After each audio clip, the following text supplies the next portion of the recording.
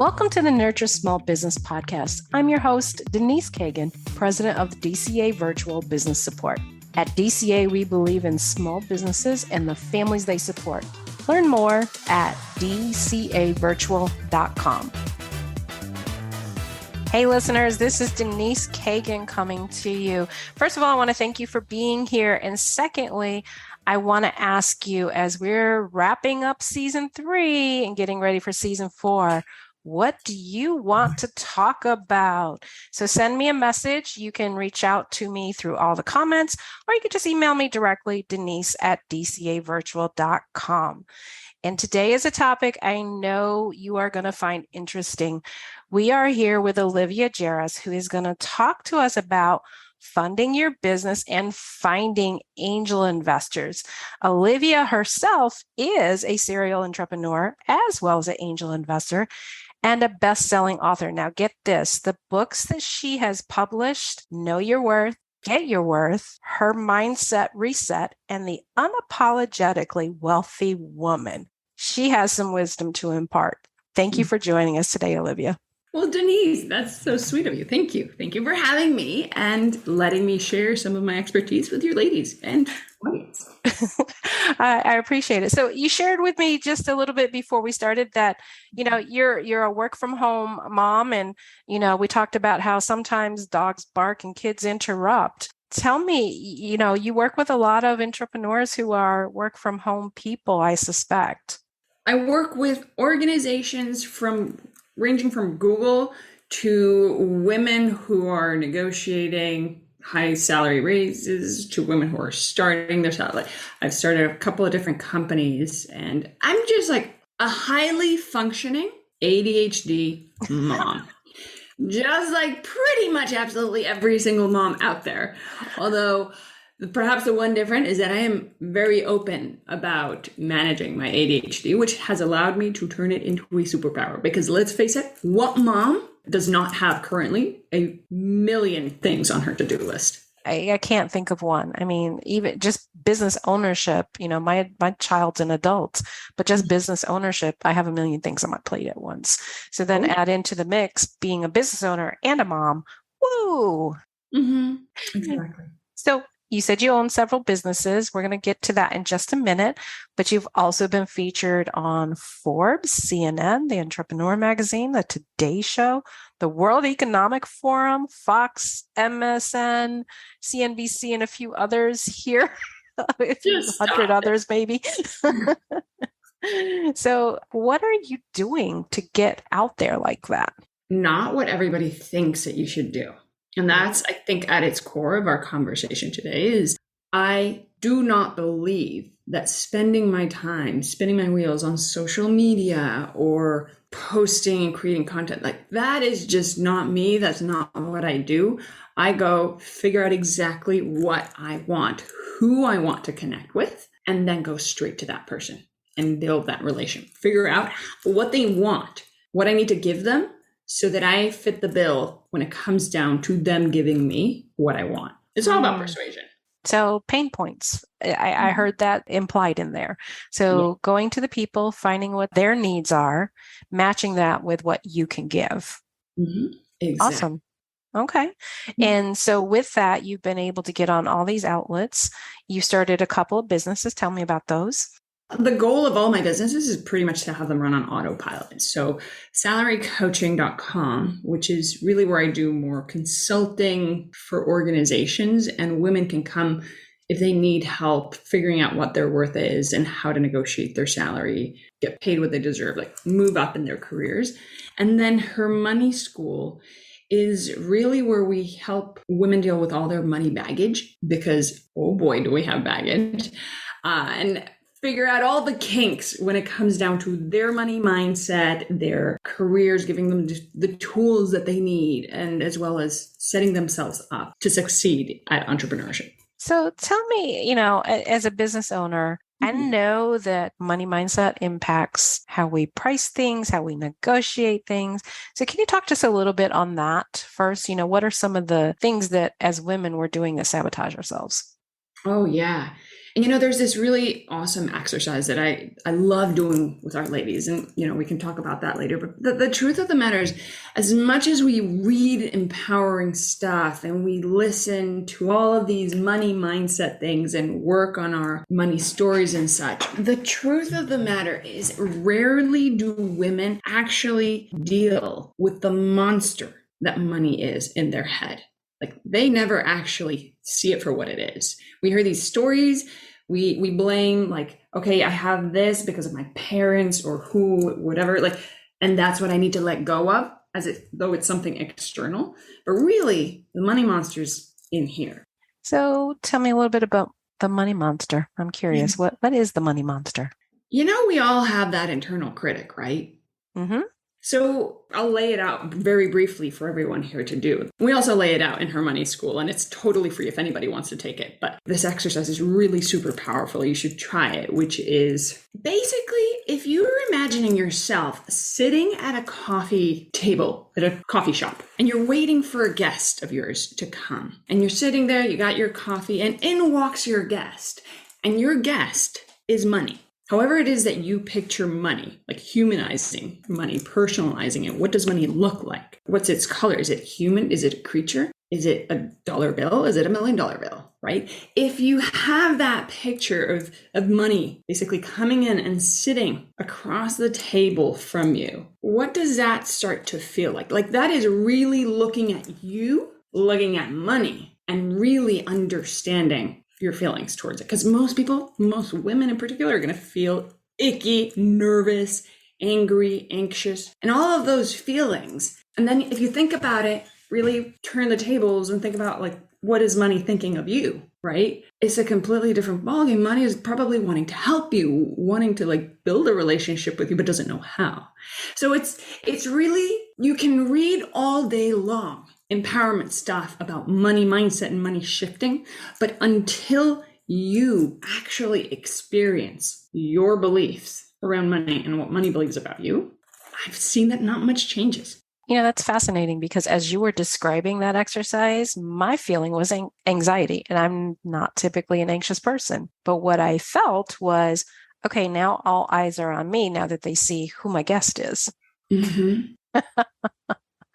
That was quite an interesting exercise. So I wonder if some of our listeners will comment and let us know what they thought when they went through that exercise. It is so interesting that you say that, because for most women, really, we start by thinking it's our surroundings that have conditioned us. We've been taught to believe certain things, or how we grew up, our culture, our parents, our upbringing. But we never start from us as the starting point when it comes down to money. That's so many thoughts are going through my head right now. I mean, as a manager, a lot of the things when we work on the business is, and even it goes with health a little bit, you address the symptoms versus addressing the problem is. And that sounds like what you're describing there is most people address the symptoms and not what the actual problem is. Mm-hmm. Exactly. Okay, so how do women overcome it? Because I do want to talk about the business funding, but I think this is integral to that conversation.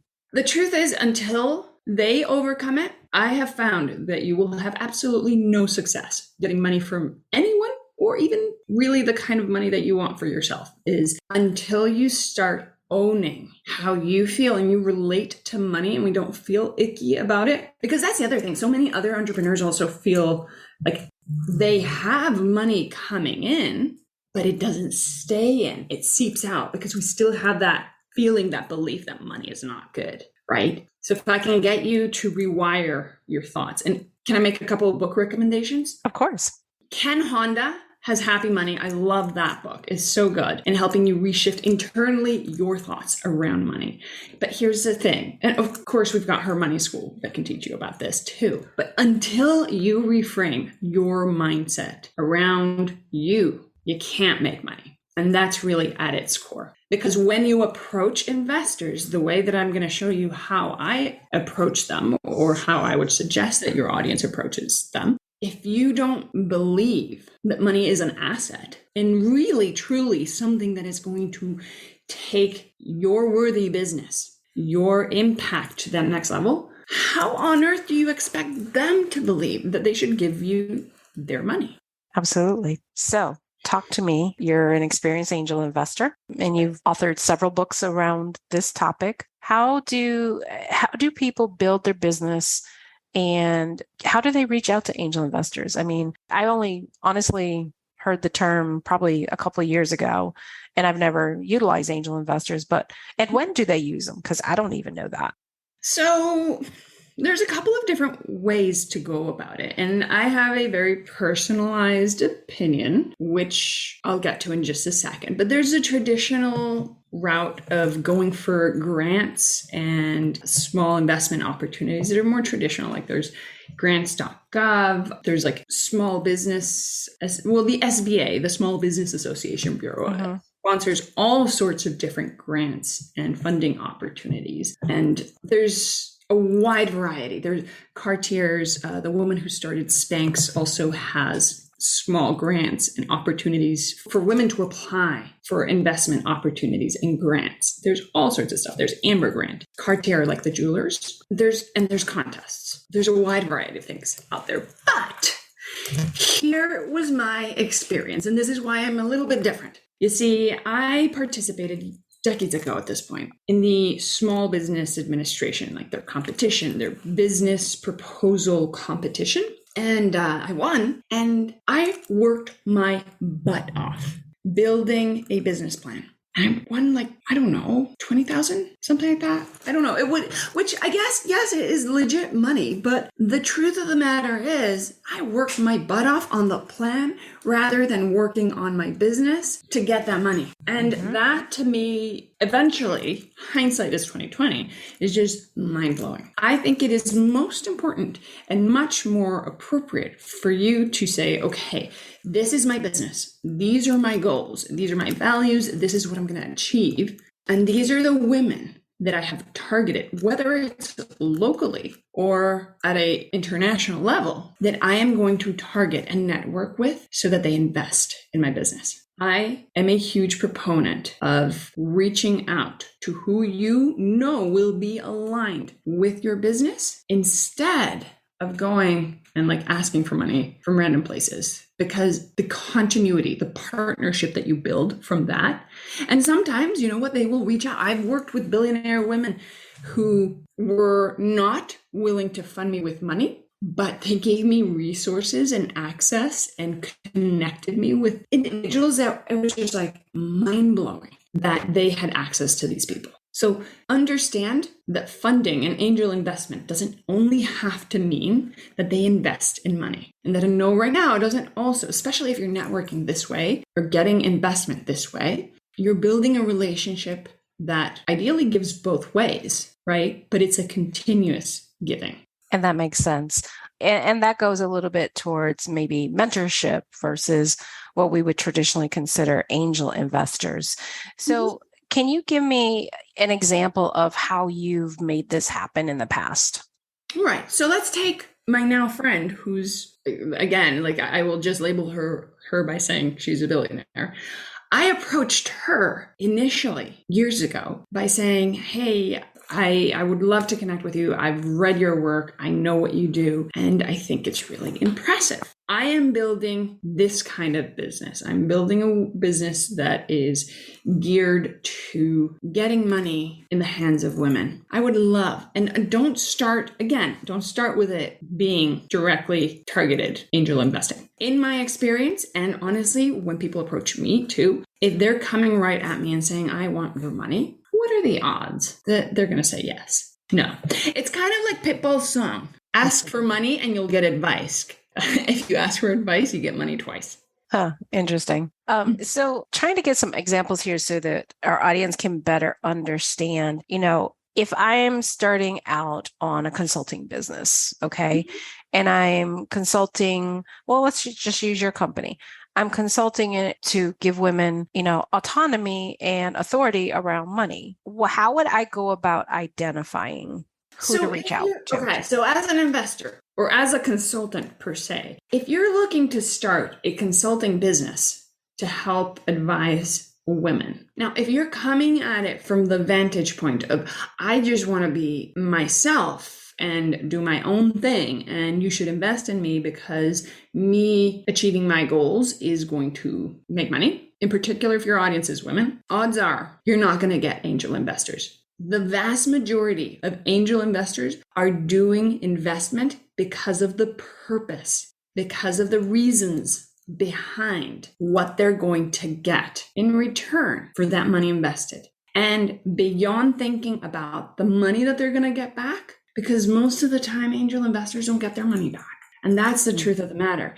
If it is a cause that aligns with them, then they're much more likely to invest and in much larger quantities. So say you're starting a consulting. So like I'm starting my consulting business and I want to help women negotiate. So say, for example, salary coaching for women, which was my first business. I wanted to do consulting. I wanted to help women all over the world, but I also realized that I didn't have any money to start my business. So what did I do? I approached women investors, female investors in particular, who were either in the media or were known, be that locally or at a national level here in the US, that were very big proponents of obviously the topic that I was interested in, right? Salary coaching for women.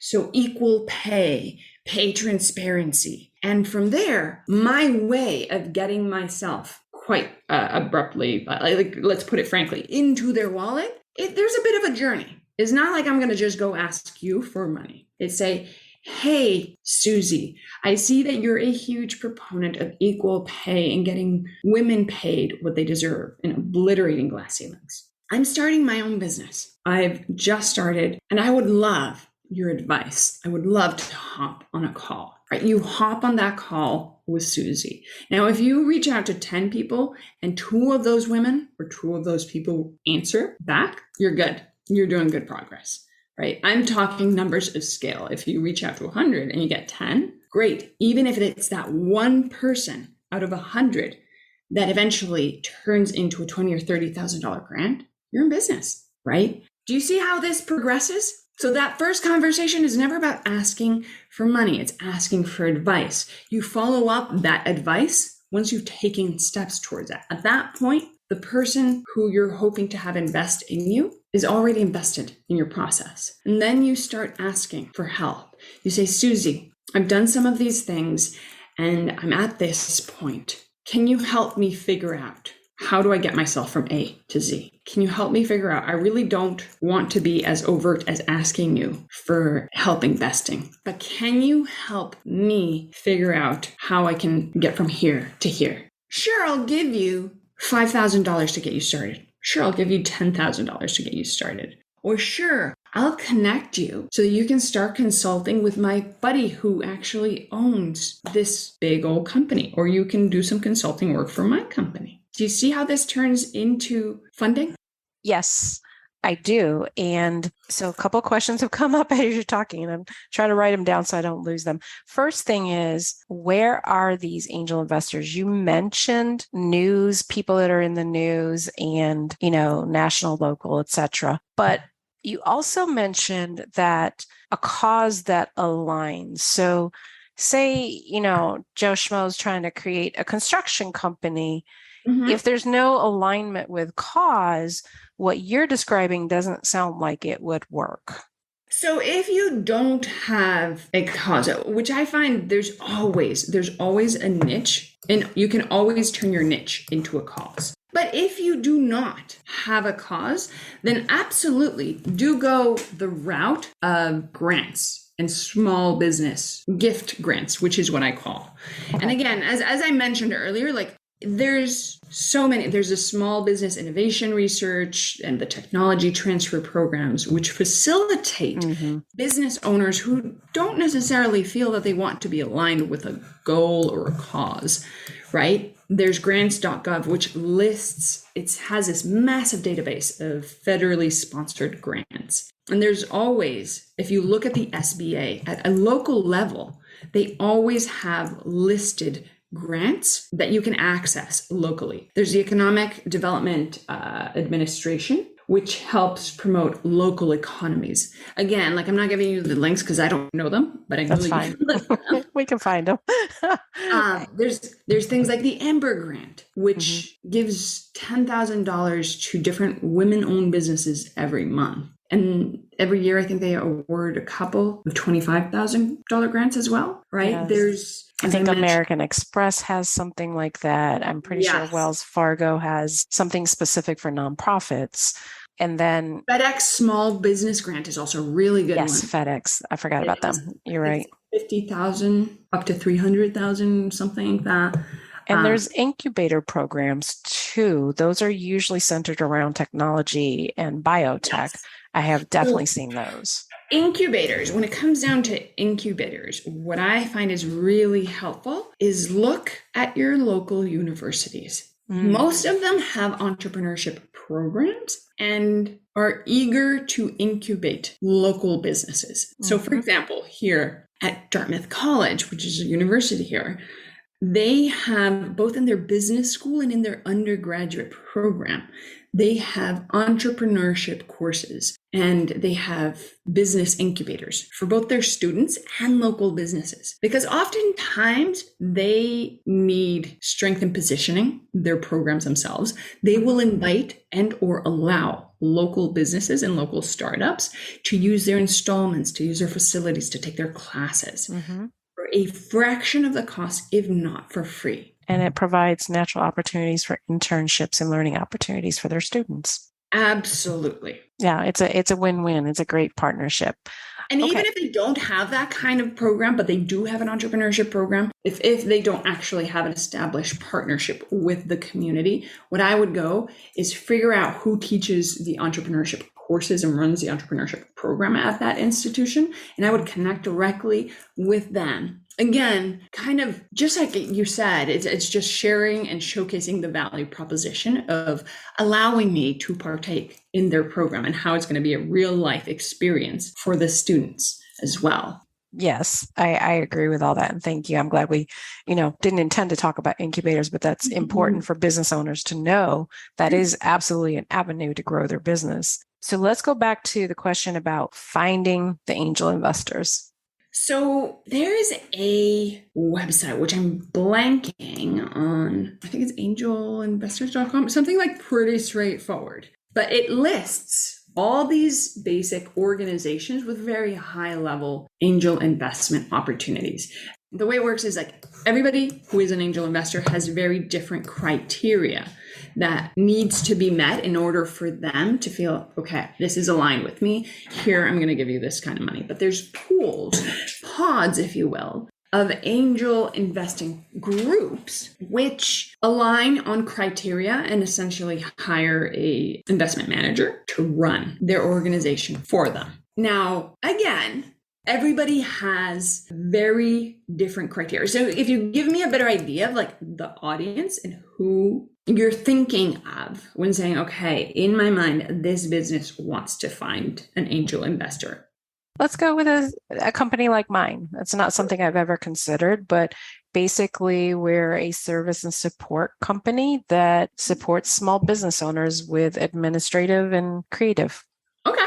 So there's this organization that's called Seed Invest. Now, Seed Invest helps founders find whether that's venture capital, angel investors, and crowdsourcing, which is really cool. I've heard about this. I have not used it per se. There's also some networks called askforfunding.com. There's a lot of online resources that you could just go. If you want to take off the connection piece and the networking side, there's a massive network of angel investors that you can tap into. I think it's actually literally Angel Investment Network, right? Where you can actually connect with these networks of angel investors and take that traditional route.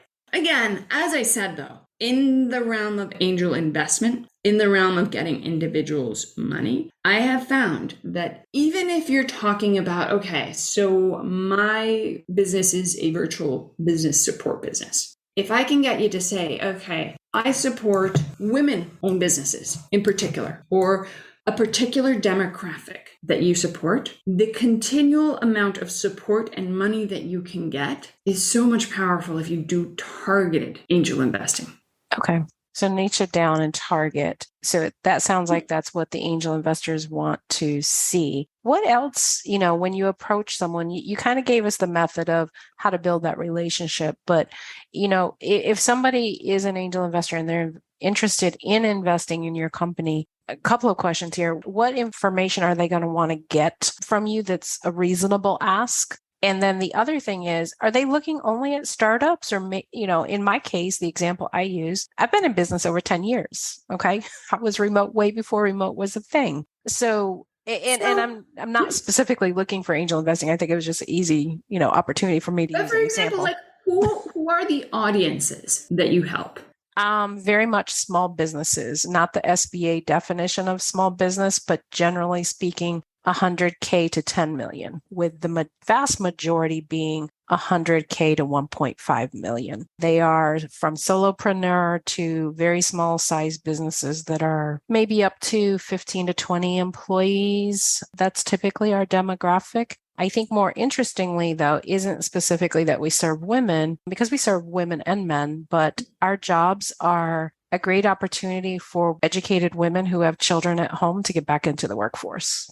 Amazing, right? Like that right there is a cause. Do you see how that right in it of itself, like differentiates the virtual business support that your organization does relative to just saying, I do virtual business support, right? So aligning that, okay, we help small businesses that perhaps don't fit the traditional mold thrive. I want to play with my money. If I'm an angel investor and I want to play with money, I want to invest, I want to make things grow the way that I've made my businesses grow, the ROI that I am going to get, I don't necessarily want it to make money for me. The ROI on my investment, on one end, yeah, I want proof, or I want data to show me, yes, and in this case, your track record of having been in business for 10 years is proof that this investment would work, right? But gotcha. For me, where I would want to put my $1 million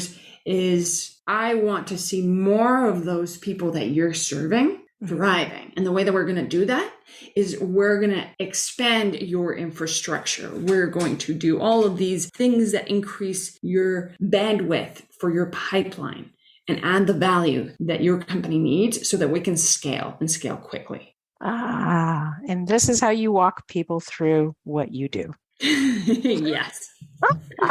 That's the best example ever. I love it. It just so happened my company was the capstone project. Amazing. But that's exactly it. It's like people who are sitting in money, right? And there's so much money circulating around. And this is, again, though, like this back to the initial topic we talked about, women and money and their beliefs around that. If I can't get you to believe that there are trillions upon trillions of dollars out there circulating, wanting to invest in your business, they're going to continue circulating, right? So I need you to feel and know that this is a worthy cause. If not, I would say, yeah, small businesses, they can go for the grants. They can go for like all those established programs. But if you want the big bucks, make it about a big purpose, whether or not you think that it is a big purpose. Because that's going to make me feel like, oh, you know what? I got this $1 million sitting here, and I think we could do amazing things scaling this business. So how do business owners, okay, so that brings up again, every time you talk, it's like I get multiple things. So it sounds a little bit like startups may be better to go towards grants and incubators because they don't have the data and metrics to prove it's a sustainable model, unless they're potentially basing it on another similar model that does exist. Well, when you don't have the experience because the business is too new, right? Because you're just getting started, what you can rely on is your track record. Okay. What is your experience? Why are you equipped to start this? And why do you need money to help you? Right? Again, if you vilify money, it's going to be really hard to explain that. If you know that money is simply a catalyst for your purpose, and your purpose doesn't have to be world peace or closing the gender wage gap. Your purpose can be serving business owners and organizations, small businesses that do not meet the criteria of SBA and are sidelined by government programs. Right? So it doesn't have to be that kind of noble cause, but it just has to align with who you're reaching out to. That makes perfect sense. And again, like when I reached out to this billionaire friend who is now a friend, she didn't initially give me money at all. She gave me advice. She gave me connections. She helped me network. And this is why, if you're just starting out, sure, build that business plan, go forth with all those grants and stuff, but also network with the people who are at the top of your industry and ask for advice. Eventually, you'll get money twice. If not, ask people. We're going to have to link that Pitbull song in there. I'm sorry, that's just making me giggle. Okay, so we have talked about a lot of things, and I know that you have, pardon the pun, a wealth of information, but I really want our listeners to be able to connect with you after the show. So how would they do that, Olivia? Well, they can always find me on LinkedIn. They can always go to hermoneyschool.com, where we really go into depth. We have an app that you can download for free and do that like exercise of dealing with your money. And they can always just find me on LinkedIn. That's the easiest, best way to connect with me, message me, get to speak with someone on my team, if not myself. And hermoneyschool.com is a project that we're working on right now. Perfect. Okay. Well, it has been a pleasure. I have learned a lot. I appreciate you being here today. The pleasure is mine, Denise. Thank you so much for having me today. Thank you for joining me for today's Nurture Small Business podcast, where the focus is on business growth, technology, and people strategies to help your business thrive. At DCA Virtual Business Support, our focus is making your business operations run smooth so you can focus on growth. Reach out to me at Denise@dcavirtual.com if you'd like to learn more.